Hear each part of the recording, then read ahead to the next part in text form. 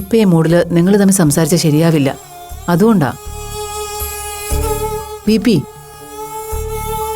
അവളെ കാണുമ്പോ അവളോട് ദേഷ്യപ്പെടരുത്, വഴക്ക് പറയോ ഒന്നും ചെയ്യരുത് പ്ലീസ്. എനിക്കെന്തോ വല്ലാതെ പേടിയാവുന്നു. അവൾ എന്തെങ്കിലും അവിവേകം ചെയ്തു പോയാലോ? മതിയാക്ക് ഗീത. ഇങ്ങനെ പേടിച്ച് നമ്മൾ എത്ര കാലം ജീവിക്കും? ജീവിക്കുന്നിടത്തോളം കാലം അന്തസ്സായിട്ട് ജീവിക്കണം, അഭിമാനത്തോടെ. നാണം കെട്ട് ജീവിക്കാൻ എനിക്ക് താല്പര്യമില്ല.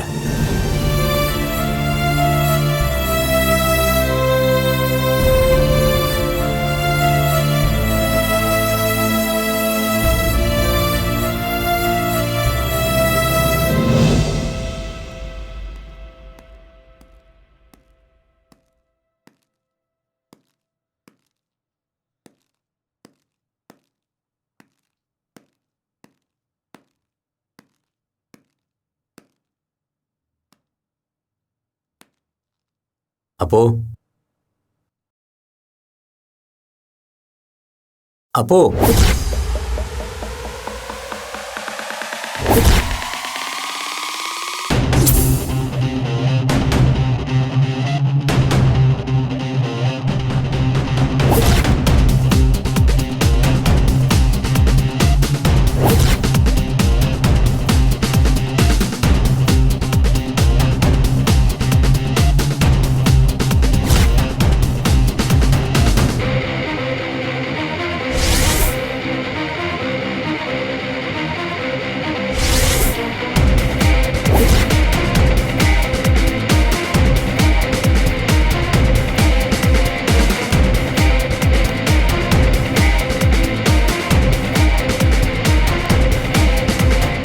എന്താ നിന്റെ ഉദ്ദേശം?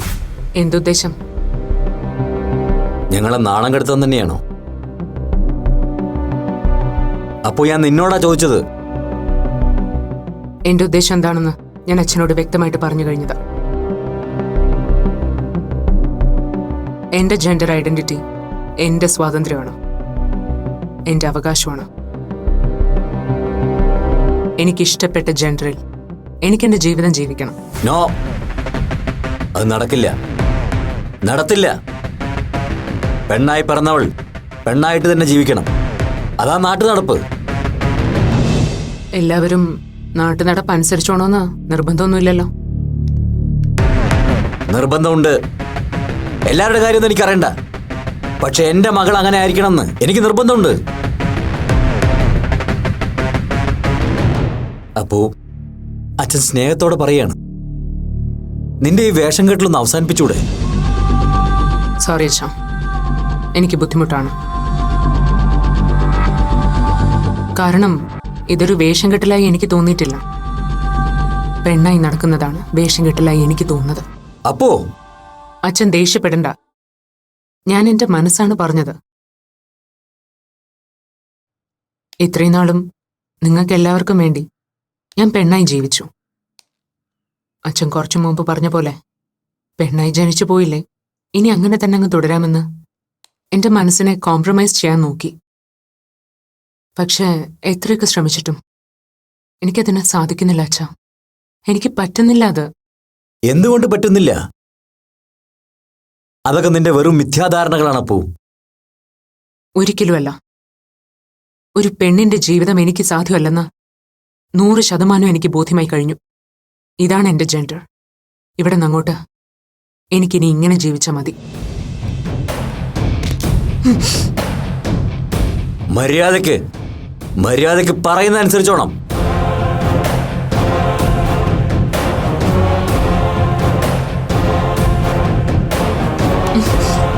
ഇത്രയും നാളെ നിന്റെ ഇഷ്ടത്തിന് ജീവിക്കാൻ വിട്ടത് ഞാൻ ചെയ്ത തെറ്റ്. ഇനി ഞാൻ തീരുമാനിക്കും നീ എങ്ങനെ ജീവിക്കണമെന്ന്.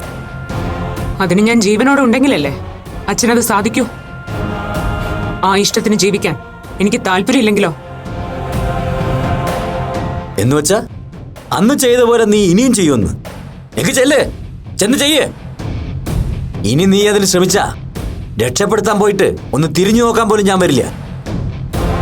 ഇങ്ങനെ നാണം കെട്ട് ജീവിക്കുന്നതിനേക്കാൾ നല്ലത് നീ അങ്ങനെ തീരുന്നത് തന്നെയാ.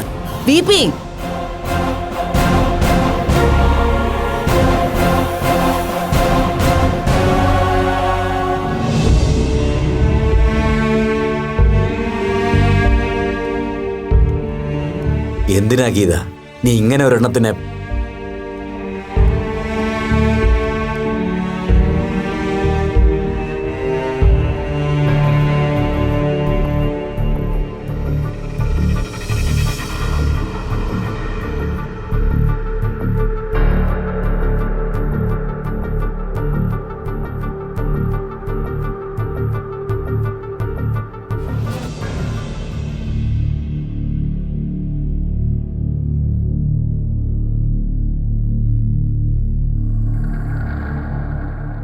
വിപി, ഒന്ന് റിലാക്സ്ഡ് ആവ്.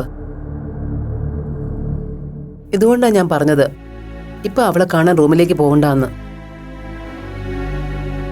രാവിലെ പാർലറിലേക്കെന്ന് പറഞ്ഞിറങ്ങിയപ്പോ വെറുതെയെങ്കിലും ഞാനൊന്ന് പ്രതീക്ഷിച്ചു സ്വയം മാറാൻ അവളുടെ ഭാഗത്തു നിന്ന് എന്തെങ്കിലും ഒരു ഇനിഷ്യേറ്റീവ് ഉണ്ടാകുമെന്ന്.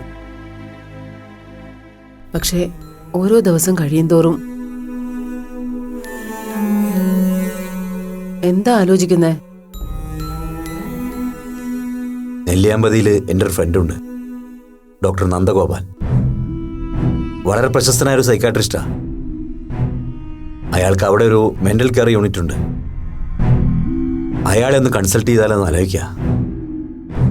സൈക്കാട്രിസ്റ്റിനെ കൺസൾട്ട് ചെയ്യേണ്ട കാര്യമുണ്ടോ വിപി?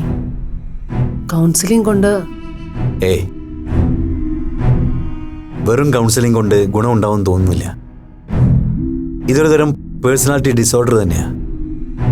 കൗൺസിലിങ്ങിനൊപ്പം നല്ല ട്രീറ്റ്മെന്റും വേണ്ടി വരും. അവിടെ ഇൻപേഷ്യൻ്റ് ഫെസിലിറ്റി ഉണ്ടല്ലോ. അത് മാത്രമല്ല, അവിടെ ആവുമ്പോൾ ഇതൊന്നും ആരും അറിയില്ല.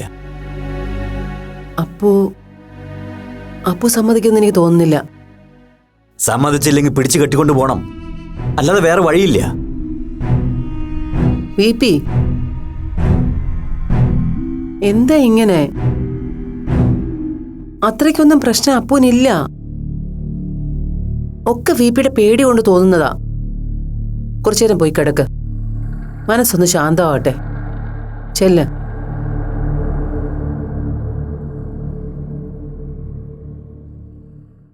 എന്താ മോളെ? ഒന്നുമില്ല ആന്റി. അപ്പു ഇല്ല ഇവിടെ. ഞാൻ വിളിച്ചിട്ട് ഫോൺ എടുത്തില്ല. എന്താ ആന്റി? ഏയ് ഒന്നുമില്ല. അപ്പു മുറിയിലുണ്ട്, മോള് പോയി കണ്ടിട്ട് വാ.